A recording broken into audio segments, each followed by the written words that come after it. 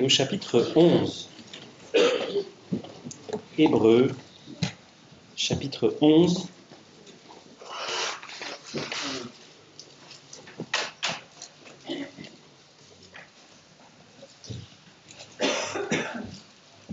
Avant de commencer, on va prier le Seigneur de nous éclairer ce matin. Seigneur, on a vu ce matin, on l'a rappelé, on l'a chanté, qu'on n'est rien sans toi, et qu'on peut venir à toi sans rien. C'est pour ça que je me sens, Seigneur, ce matin, dénué de toute capacité propre. Et je viens vers toi te demandant la grâce de pouvoir parler fidèlement. Je prie que tu parles toi-même à nos cœurs, Seigneur, et que tu fasses ton œuvre dans nos vies, dans les vies de nos enfants. Bénis leurs moniteurs, Seigneur. Parle ce matin. Nous voulons t'entendre.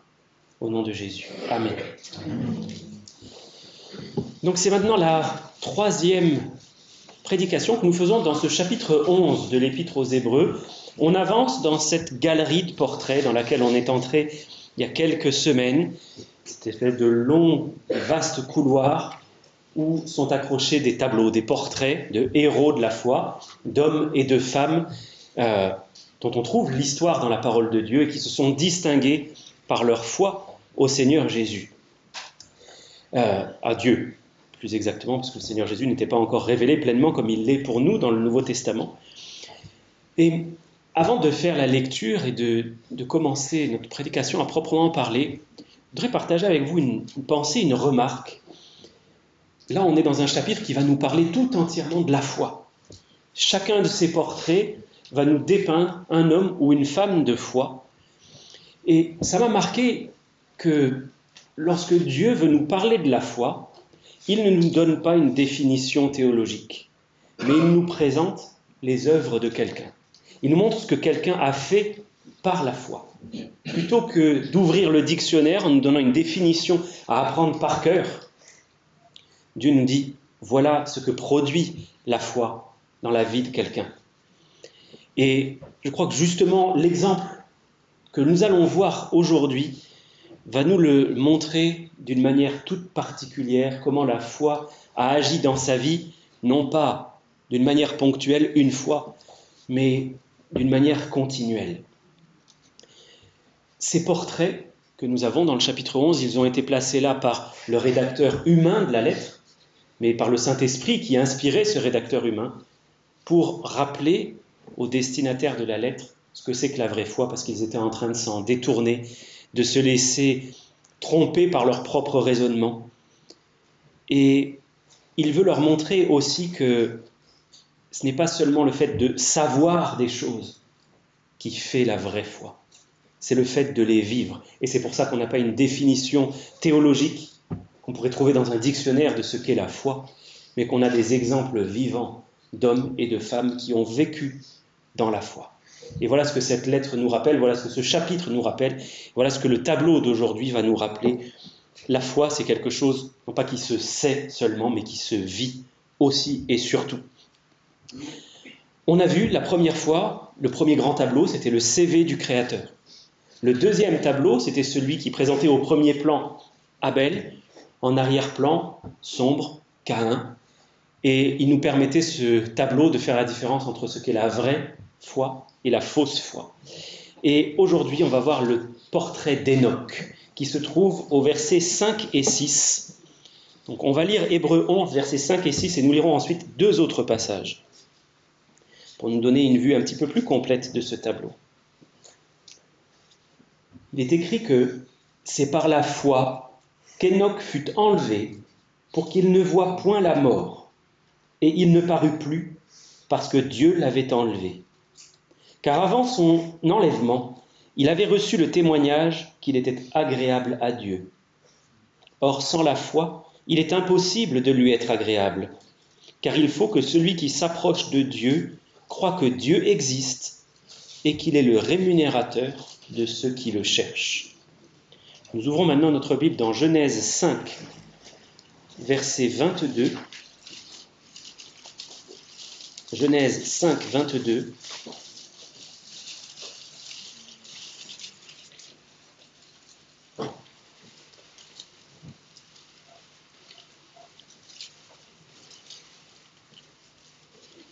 Enoch, après la naissance de Métouchéla, marcha avec Dieu 300 ans, et il engendra des fils et des filles. Je lis la suite. Tous les jours d'Enoch furent de 365 ans. Enoch marcha avec Dieu, puis il ne fut plus, parce que Dieu le prit. Maintenant, nous allons à la fin de l'Ancien Testament, dans l'épître de Jude, où nous lisons les versets 14 et 15. Jude, versets 14 et 15.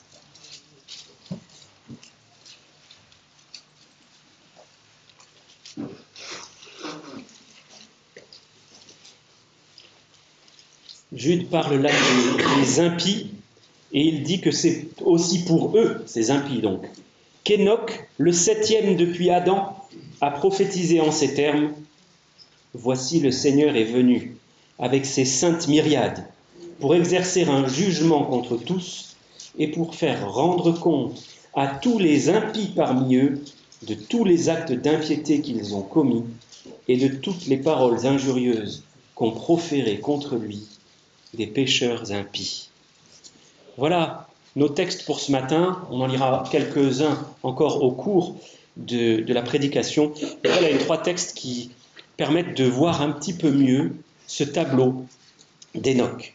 La première chose qu'on va voir, ce tableau, c'est qu'Enoch a été enlevé pour ne pas voir la mort. La deuxième chose qui nous est dite à son sujet, c'est qu'il a marché avec Dieu. Et la troisième chose que nous avons lue dans Jude, c'est l'annonce d'un jugement à venir. Première des choses, donc, nous voyons qu'il a été enlevé pour ne pas voir la mort. Et ce portrait que nous avons dans l'Épître aux Hébreux, je crois qu'il est absolument unique dans toute cette galerie de portraits. Alors chacun est unique parce qu'il représente une personne tout à fait singulière, mais celui-ci a quelque chose de vraiment, vraiment particulier, parce que c'est le tableau d'un homme qui a disparu de la surface de la Terre. Je ne sais pas si vous avez récemment vu, je l'ai vu sur Internet, une publicité pour un voyagiste qui représente le tableau de la Joconde sans la Joconde. On voit juste le fond et la silhouette de la Joconde a été découpée. Et on voit Mona Lisa, donc, qui est allée s'acheter un billet d'avion pour partir en vacances.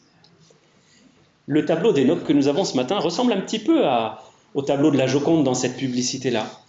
On a bien le fond, différents éléments que les textes que nous venons de lire nous décrivent, mais la silhouette d'Enoch, elle n'est plus là. Elle n'est plus là parce qu'il a été enlevé, nous dit la parole de Dieu. Alors, qu'est-ce qu'on voit sur ce portrait en dehors de cette silhouette qui maintenant est vide, où il n'y a plus rien? Eh bien, on voit d'abord un sentier, un étroit sentier sur lequel on distingue des traces de pas. Ça, c'est la première des choses. C'est Enoch qui a marché avec Dieu. Et la deuxième chose que l'on voit, dans le lointain, on la voit bien, elle brille, c'est une trompette. C'est celle qui annonce le jugement à venir. En dehors de cela, le personnage principal est présent, mais il brille, disons, par son absence. La place qu'il occupait sur le tableau est maintenant vide. Et dans les textes qu'on a lus, on a vu 2 choses. Il écrit que Enoch fut enlevé et que Dieu le prit. Cet enlèvement, ça n'est pas un rapt, ça n'est pas un kidnapping, c'est l'acte de Dieu lui-même. C'est Dieu qui a ôté cet homme, juste lui, du monde, sans qu'il passe par la mort. Et c'est ça qui est tout à fait singulier. C'est un cas exceptionnel qui ne concerne que 2 personnes dans toute l'histoire de la Bible, et nous avons lieu de le croire dans toute l'histoire du monde. Ces 2 personnes, ce sont le prophète Élie et le prophète Enoch. Je l'appelle prophète, même si la Bible ne le nomme pas strictement de cette manière-là, mais parce qu'on a lu sa prophétie dans l'épître de Jude. Élie a été enlevé au ciel par des chars de feu. Le Seigneur a envoyé son propre char de feu pour emporter Élie au ciel dans un tourbillon. Et Enoch a été pris, semble-t-il, par Dieu lui-même, qui l'a pris sur la terre et l'a emmené avec lui. Pourquoi ? À cause de sa foi, nous dit l'épître aux Hébreux. C'est par la foi qu'Enoch fut enlevé pour qu'il ne voie point la mort, et il ne parut plus, parce que Dieu le prit. La suite du texte nous dit que cette foi, elle est agréable à Dieu. Dieu a voulu cet homme auprès de lui, sans attendre qu'il meure. Et ça, c'est quelque chose qui est absolument singulier. On pourrait se dire, mais bon, c'est tellement exceptionnel. Est-ce qu'on a vraiment besoin de s'arrêter dessus ? Oui, on a besoin de s'arrêter dessus. On a besoin de s'arrêter dessus parce que cet enlèvement d'Enoch et l'enlèvement d'Élie aussi, ils sont l'image, la préfiguration d'un autre enlèvement. Et je vais en parler dans un petit instant. Mais avant, je voudrais juste faire une petite remarque. Est-ce que vous avez déjà fait attention qu'Adam et Ève sont devenus mortels à cause de leur incrédulité, pour ne pas avoir cru Dieu, parce qu'ils n'avaient pas fait confiance au Seigneur. Et ceux qui font confiance au Seigneur, eux, reçoivent la vie. L'incrédulité d'Adam et Ève a conduit à la mort, non seulement la leur, mais la mort d'innombrables personnes.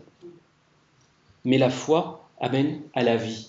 Et c'est la vie avec un V majuscule, la vie véritable, celle qui ne s'arrête pas, qui ne s'arrête jamais. On va regarder un premier passage dans l'évangile de Jean, au chapitre 3, verset 36. Jean 3, verset 36.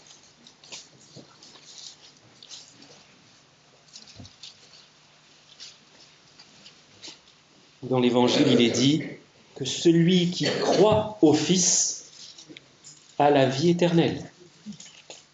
Celui qui ne croit pas au Fils ne verra point la vie, mais la colère de Dieu demeure sur lui. Croire, faire confiance, avoir la foi, c'est le même mot qui est utilisé dans la Bible pour décrire cette réalité. Croire, faire confiance et avoir la foi. Et on voit que la vraie foi amène la vraie vie. Et si vous voulez regarder un tout petit peu plus loin dans l'évangile de Jean, au chapitre 11, versets 25 et 26,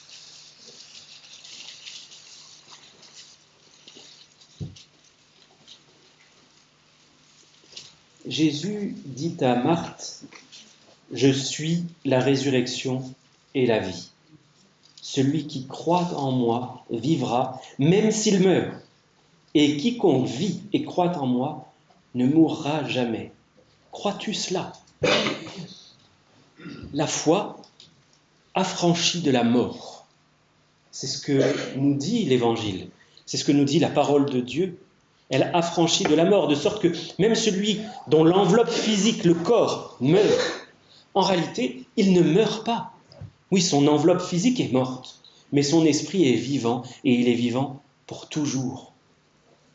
La mort pour le croyant, la mort sur cette terre, ce n'est qu'un très bref passage. Il ferme les yeux ici, il les ouvre au ciel, pour l'éternité vivant. Mais, je l'ai dit, il y a eu deux enlèvements historiques dans la Bible. L'enlèvement d'Enoch, premièrement, puis l'enlèvement d'Élie. Et ils sont tous les deux la préfiguration d'un autre enlèvement. Enoch et Élie étaient tous les deux des hommes de foi, ils sont partis au ciel avec Dieu, mais il est question d'un enlèvement qui concerne tous les croyants. Et on va regarder dans 1 Thessaloniciens 4, versets 16 à 18. 1 Thessaloniciens 4, versets 16 à 18.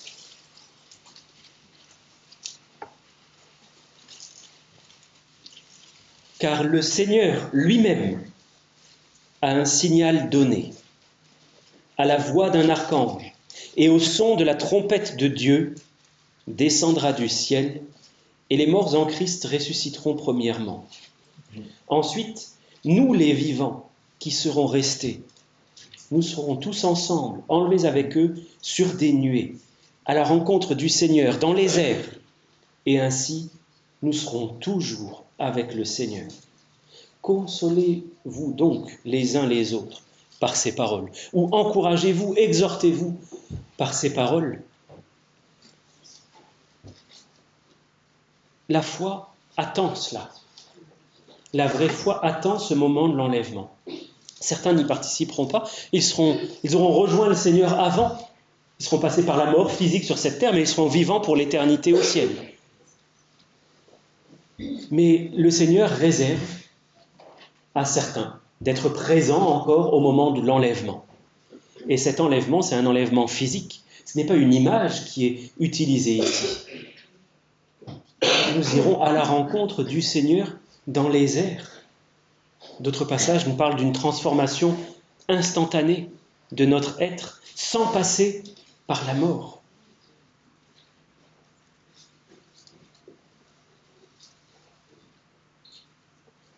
Même pas par la mort physique. Et ça, c'est l'aboutissement de la foi. La foi aboutit à la vie. Une vie qui ne s'arrête jamais, une vie dans la sainteté pour toujours avec Dieu. Ce qui veut dire que s'il n'y a pas de foi, il n'y a pas d'enlèvement. S'il n'y a pas de foi, il n'y a pas de vie éternelle. C'est quelque chose de solennel. Mais ce que nous avons vu jusqu'ici, je ne veux pas m'attarder davantage sur cet enlèvement. Ce qu'on a vu jusqu'ici, c'est la conséquence de la foi. Mais on n'a pas tellement vu, il n'a rien été dit jusqu'à présent du contenu de la foi d'Hénoch. Qu'est-ce qu'Hénoch croyait ? Et encore une fois, c'est important, on l'a vu avec Abel et Caïn, tous les deux avaient une forme de foi, mais seulement l'un avait une vraie foi vivante et véritable, c'était Abel. Caïn, lui, avait une foi morte, il croyait en un Dieu, mais il ne voulait pas lui obéir, il ne croyait pas ce que Dieu disait. Donc, ce qui est important, c'est le contenu de la foi. Parce qu'il y a dans cette salle et au dehors des tas de gens qui croient en Dieu, des tas de gens qui croient que Jésus-Christ a existé, des tas de gens qui croient même que Jésus-Christ est mort sur la croix, mais qui ne sont pas sauvés parce qu'ils n'ont pas le bon contenu de la foi. Alors qu'est-ce qu'Hénoch croyait ? Eh bien, cela nous est dit de deux manières dans le texte, les textes qu'on a lus. Au verset 6 d'Hébreux 11, je vous ai dit que sans la foi, il est impossible de lui être agréable, car il faut que celui qui s'approche de Dieu croit que Dieu existe et qu'il est le rémunérateur de ceux qui le cherchent. On pourrait traduire aussi par le rémunérateur de ceux qui l'implorent, le rémunérateur de ceux qui lui adressent leurs demandes. Je voudrais simplement vous lire ce qui est écrit dans Luc chapitre 11 et verset 9 et suivant.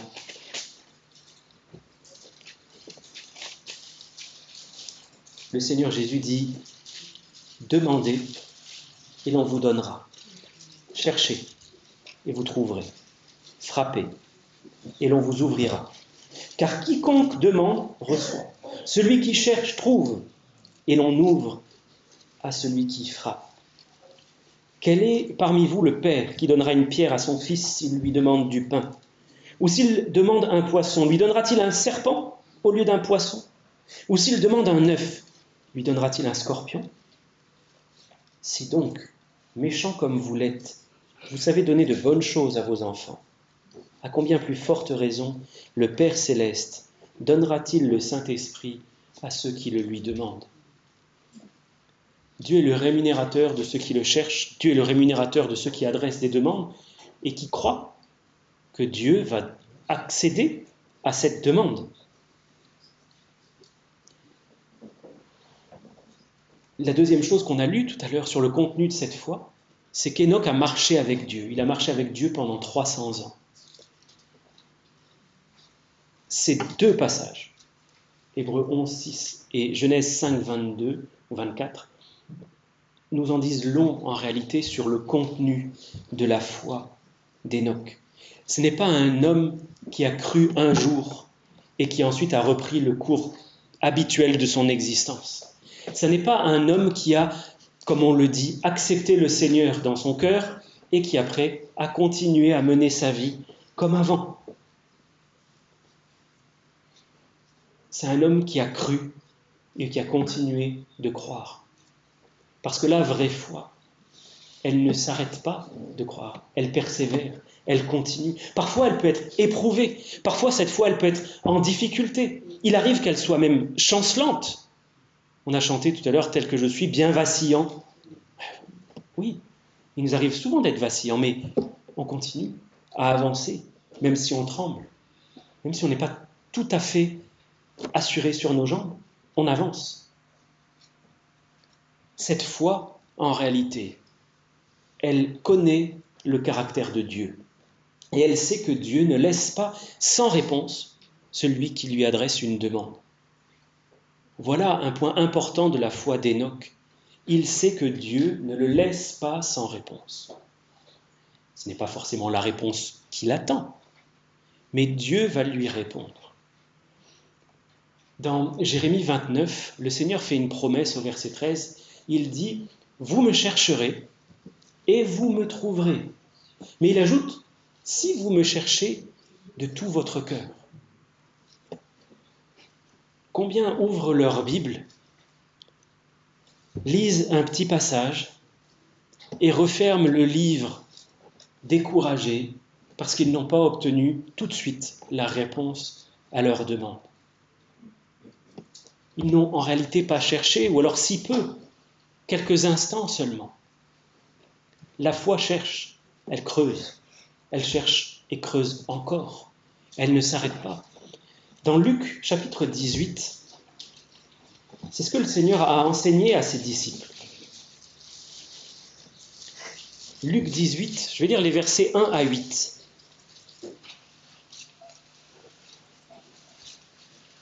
Jésus leur adressa une parabole pour montrer qu'il faut toujours prier, ne point se relâcher. Il dit, il y avait dans une ville un juge qui ne craignait point Dieu et qui n'avait d'égard pour personne. Il y avait aussi dans cette ville une veuve qui venait lui dire « Fais-moi justice de ma partie adverse ». Pendant longtemps, il refusa. Mais ensuite, il dit en lui-même « Quoique je ne craigne point Dieu et que je n'ai d'égard pour personne, néanmoins, parce que cette veuve m'importune, je lui ferai justice, afin qu'elle ne vienne pas sans cesse me casser la tête. » Le Seigneur ajouta « Entendez ce que dit le juge inique. Et Dieu ne fera-t-il pas justice à ses élus qui crient à lui jour et nuit? Tardera-t-il à leur égard?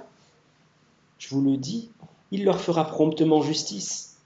Mais quand le Fils de l'homme viendra, trouvera-t-il la foi sur la terre ?» Si on met ce verset en parallèle avec le premier verset, montre une parabole, il faut toujours prier et ne pas se relâcher. Toujours prier, toujours demander, continuer. C'est ça la marque de la foi. La foi véritable, elle s'accroche au caractère de Dieu.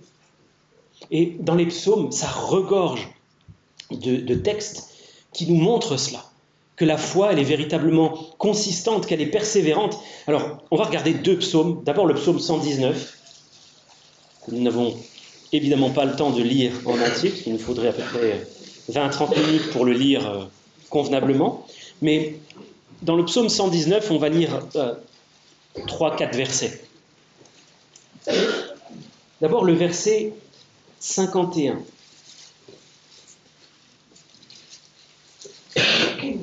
Psaume 119, 51. Des orgueilleux me chargent de raillerie. Je ne m'écarte point de ta loi. Donc, dans des circonstances adverses et difficiles, on s'attache, on s'accroche. Un petit peu plus loin, au verset 69. Des orgueilleux imaginent contre moi des faussetés. Moi, je garde de tout mon cœur tes ordonnances. Et encore un petit peu plus loin, au verset 81 à 83. Mon âme languit après ton salut. J'espère en ta promesse. Mes yeux languissent après ta promesse. Je dis, quand me consoleras-tu? Car je suis comme une outre dans la fumée. Je n'oublie point tes statuts. Une outre, c'est une espèce de gourde en cuir. Dans la fumée, qu'est-ce qu'elle va faire? Elle va se dessécher, elle va se craqueler. Alors, j'ai beau être dans une situation où je me dessèche, où j'attends, où je languis, j'ai qu'une hâte, c'est d'avoir ta réponse, mais je tiens, j'attends cette réponse. Je n'ai pas abandonné l'idée que Dieu va me répondre. Voilà la foi. Et le deuxième psaume que je voulais citer, c'est le psaume 9, verset 11.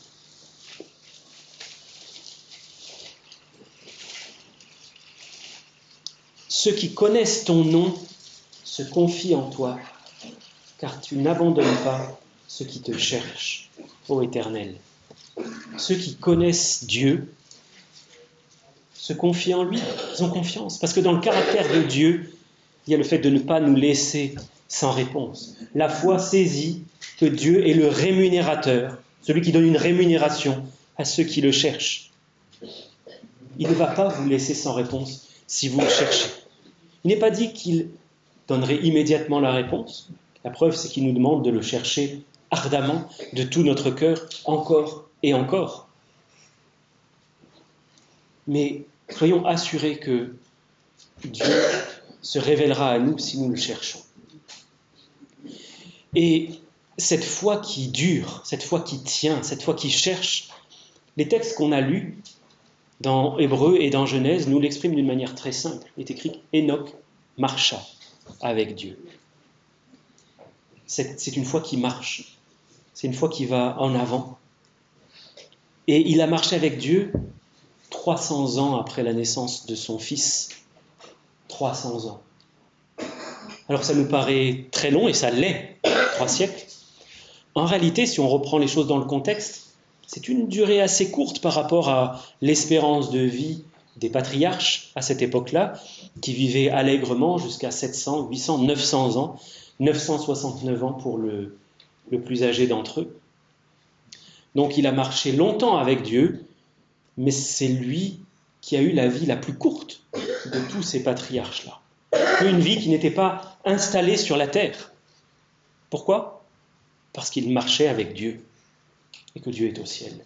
Il s'est attaché aux choses du ciel. Voilà ce que nous dit aussi la foi d'Enoch. C'est une foi qui ne compte pas tellement sur les choses de la terre. C'est une foi qui s'attache aux choses d'en haut. Enoch a marché avec Dieu avant d'être enlevé. Notez qu'il n'a pas cru, puis été enlevé immédiatement. Non, il a cru et il a continué à croire. Et il a marché dans cette foi avec Dieu. Et c'est pour ça qu'encore une fois, je le répète, la vraie foi, elle ne se contente pas d'accepter le Seigneur par une prière un jour, et puis d'attendre sans que rien ne change à la vie. Ça n'est pas la vraie foi, ça. La vraie foi, elle ne se contente pas non plus d'être baptisé un jour en disant « ça y est, j'ai fait ma part du travail, maintenant j'attends ». Ça n'est pas la vraie foi. J'avais rencontré un jour, pendant une sortie d'évangélisation, une personne qui était tout à fait confiante dans le fait qu'elle irait au ciel. Elle m'a dit textuellement « Oh, moi j'ai fait tous mes trucs de Dieu ». Sous-entendu, je suis déjà allé à l'église, j'ai déjà pris le repas du Seigneur et je me suis fait baptiser, c'est bon, je suis en règle. Mais on va au ciel par la foi. C'est par la foi qu'Enoch a été enlevé, c'est par la foi qu'il a eu la vie éternelle. C'est parce que l'on croit qu'on a la vie éternelle. Si on ne croit pas, on n'a pas la vie éternelle, mais on a la colère de Dieu. Et manifestement, cette personne s'appuyait sur quelque chose de trompeur, une fausse sécurité. Elle ne marchait pas avec Dieu du tout. Du tout. Elle se reposait sur quelques litres d'eau qui l'avaient mouillée un jour et un morceau de pain, une gorgée de jus de raisin ou de vin pour aller au ciel. N'est-ce pas un peu léger ? Mais la vraie foi, elle comprend que la vraie vie, c'est celle qui se vit en communion avec Dieu. La vie qu'on ne vit pas en communion avec Dieu, ça n'est pas une vraie vie. C'est une mort vivante, si on peut dire. C'est ça, vivre vraiment. Et c'est de ça que qu'elle nous parle, la foi d'Enoch, de la communion avec Dieu. Une communion qui est recherchée sans cesse. Je cherche à marcher dans la présence de mon Dieu, jour après jour et heure après heure. Dans l'épître à Tite, il est question de cette foi. Je vous lis Tite 2, versets 11 à 14. Je dis que la grâce de Dieu, source de salut pour tous les hommes, a été manifestée. Elle nous enseigne à renoncer à l'impiété, aux convoitises mondaines et à vivre dans le siècle présent selon la sagesse, la justice et la piété, en attendant la bienheureuse espérance et la manifestation de la gloire de notre grand Dieu et Sauveur, Jésus-Christ. Il s'est donné lui-même pour nous, afin de nous racheter de toute iniquité et de se faire un peuple qui lui appartienne, purifié par lui et zélé pour les bonnes œuvres. La grâce, lorsqu'elle est saisie, elle amène à marcher dans la sainteté, à renoncer à toute forme d'impiété, à renoncer aux convoitises du monde, mais à vivre dans l'espérance du jour de l'enlèvement. Et la Bible nous dit aussi que celui qui a cette espérance d'être réuni avec Jésus, il se purifie lui-même, comme Jésus est pur. La vraie foi cherche à ressembler à Jésus. C'est pour ça qu'il marche avec lui. Celui qui ne marche pas avec Jésus, il marche dans les ténèbres. Parce que Jésus est la lumière. Donc la vraie foi, c'est une foi qui marche avec Dieu. Et notez qu'Hénoch n'a pas attendu la fin de sa vie pour croire. Déjà, il aurait pu être singulièrement surpris parce que sa fin est arrivée plus vite que les autres, que la moyenne. Il n'a pas attendu le dernier moment en disant « Oh, moi je vais me convertir au dernier moment, comme ça, en attendant, je peux profiter de tous les plaisirs de ce monde. » Lors d'une autre sortie d'évangélisation, une personne m'a dit que c'était son plan. Il dit « Moi, j'attends le dernier moment. Comme ça, je peux faire tout ce que je veux maintenant. Au dernier moment, je vais me convertir. » Oui, mais est-ce que je sais si je vais rentrer en vie chez moi seulement ? Est-ce que je sais si, en traversant la rue, je ne vais pas me faire renverser par une voiture, ou si simplement Dieu ne va pas appuyer sur le bouton stop de mon cœur. Et ma vie s'arrêtera là, sans que j'aie pu prévoir quoi que ce soit. Donc marcher avec Dieu comme l'a fait Hénoch, c'est marcher dans la sainteté, c'est marcher dans la piété. Et la piété, c'est ça, c'est l'attachement à Dieu. Je cherche à faire ce qui est agréable à Dieu. Dans l'Épître aux Éphésiens, il est question de marcher d'une manière digne de l'Évangile, digne de Jésus-Christ. Jésus a dit une parole qui me revient souvent en tête ces derniers temps, c'est « Là où je suis, là aussi sera mon serviteur. » Si je suis serviteur de Dieu, je dois aller là où va Jésus. Je dois marcher dans ses traces, chercher à lui ressembler dans mes sentiments, mes actions, mes pensées même. Mais en parlant d'Hénoch et de sa foi, j'ai quand même été frappé par le fait qu'il ne nous ait pas rapporté beaucoup d'événements au sujet de sa vie. Il a marché avec Dieu, mais il ne nous est pas dit, comme ça peut être dit d'autres par la suite dans le chapitre 11, qu'il a fait des choses extraordinaires. Il y en a qui ont fermé la gueule des lions, il y en a qui sont passés au travers de la fournaise, et tout ça par la foi. Il y en a qui ont retrouvé des morts par la foi. Des choses extraordinaires. D'Hénoch, il ne nous est rien dit sinon qu'il a marché avec Dieu. Et je crois qu'il y a là un enseignement très très important, c'est que la foi, ce n'est pas nécessairement faire de grandes choses au sens miraculeux du terme. La foi ne se repose pas sur des prodiges, des choses extraordinaires. C'est vrai qu'on peut faire par la foi, par la puissance de Dieu, il peut y avoir quelques prodiges, quelques miracles. Je crois que Dieu fait toujours des miracles aujourd'hui. Mais la Bible nous dit que le diable aussi accomplit des prodiges. Et il nous faut faire attention.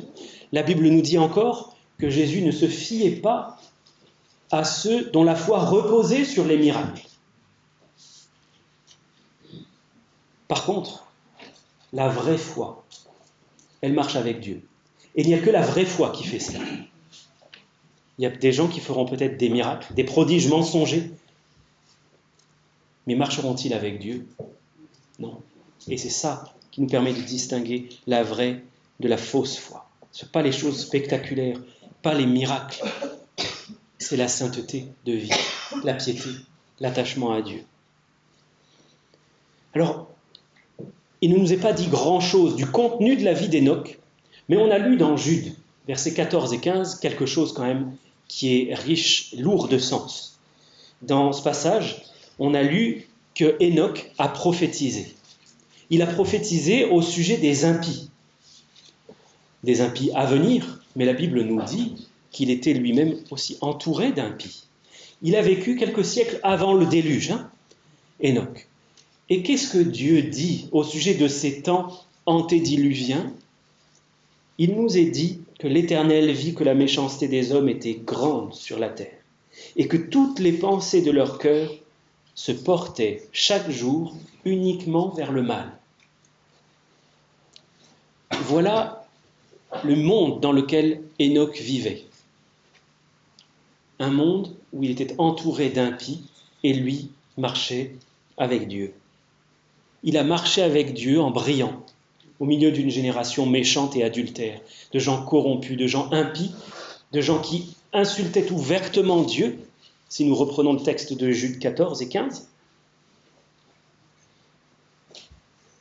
Cette parole que Enoch a portée, c'était la parole du jugement à venir. Vous savez, c'est la trompette dont je parlais tout à l'heure qui apparaît un petit peu au fond du tableau. Dans l'Apocalypse, on voit que le jugement est souvent illustré par des trompettes.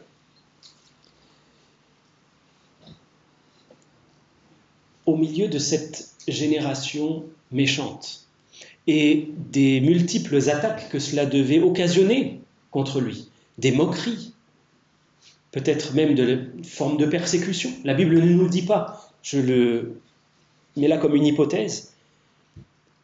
Il nous est dit qu'Enoch a marché avec Dieu. Et la vraie foi, elle s'accroche.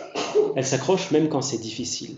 Elle s'accroche au milieu d'un monde qui part à la dérive. Et nous sommes appelés à vivre de cette vraie foi, à nous accrocher, même s'il y a des tentations, même s'il y a des impies autour de nous. Je ne sais pas comment ça se passe pour vous au collège, au lycée, à la fac, au travail. J'ai rarement été entouré de gens pieux, que ce soit au collège, au lycée, à la fac, au travail après.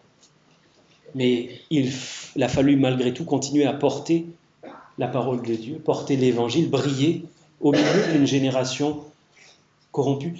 Je ne suis pas en train de vous dire que j'ai réussi 100% du temps, n'imaginez surtout pas cela de moi. Mais quand je suis tombé, par la grâce de Dieu, je me suis relevé. J'ai saisi le pardon de Dieu et j'ai continué à avancer. Il m'est arrivé de demander pardon à des collègues à qui j'avais donné un mauvais témoignage. Oh, ils s'en étaient même pas rendus compte, tellement ils étaient habitués à vivre comme ça. Et ils ont été surpris. Pourquoi tout le monde fait ça? Oui, mais moi je ne suis pas censé le faire. Donc la véritable foi s'accroche, tient à Dieu, marche avec lui. Et Enoch a continué à marcher malgré la difficulté. Pourquoi? Parce qu'il savait que Dieu est le rémunérateur de ceux qui le cherchent. Que Dieu n'allait pas le laisser tomber. Et Dieu l'a fait d'une manière tout à fait surprenante. Déjà, Dieu lui a donné ce témoignage intérieur qu'il était agréable à Dieu. La foi répond au cœur de Dieu et le cœur de Dieu répond à notre foi. Lorsque nous avons la foi, Dieu y répond en déversant sa paix dans notre cœur. Et il y a répondu aussi de cette manière absolument inouïe, spectaculaire, en l'ôtant de ce monde. Puisque cet homme veut vivre avec moi, eh bien, amen, qu'il en soit ainsi, qu'il vive maintenant avec moi. Mais est-ce que cette foi-là, c'est la nôtre? C'est la question avec laquelle je termine cette prédication. Est-ce que Dieu, en nous voyant notre vie, pourrait dire « Oh, cette personne a terriblement envie de vivre avec moi ». Ça se voit dans son quotidien. Elle cherche à passer du temps, à me connaître. Elle passe du temps avec moi, à prier.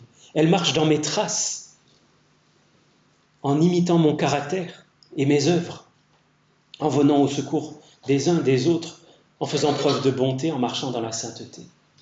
Est-ce que Dieu, du haut du ciel, pourrait voir cela? Certainement pas d'une manière parfaite encore. Ça sera parfait quand justement nous aurons été transformés. Mais est-ce qu'il y a au moins les germes de cela dans notre vie?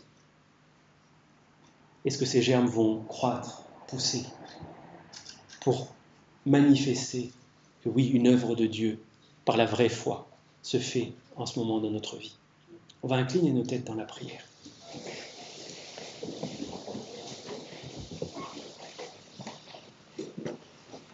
Notre Dieu, Tu es bon et plein de miséricorde. Tu es venu enlever ton serviteur et prophète Enoch, qui a marché avec toi. Et j'aime tellement cette description toute simple de la foi. Marcher avec toi. Seigneur, que ce soit notre bien et notre trésor, marcher dans la lumière en communion avec toi. Seigneur, donne-nous de marcher ainsi, de te suivre. Donne-nous d'accorder du temps à la recherche de ta volonté, à mieux connaître ton caractère. Parce que ceux qui connaissent ton nom se confient en toi. Oui Seigneur, qu'on puisse mieux te connaître. Merci encore de t'être révélé à nous ce matin et accompagne nos pas dans le reste de cette journée, de cette semaine, par Jésus-Christ. Amen.